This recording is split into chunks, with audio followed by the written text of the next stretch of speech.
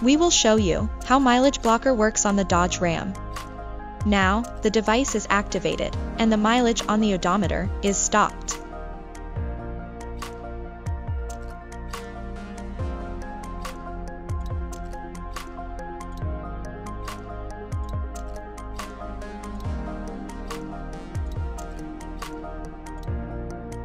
You can activate it both from the smartphone application or manually by pressing the OK button on the steering wheel for 5 seconds. Now the mileage blocker is deactivated, and the odometer has started counting the mileage.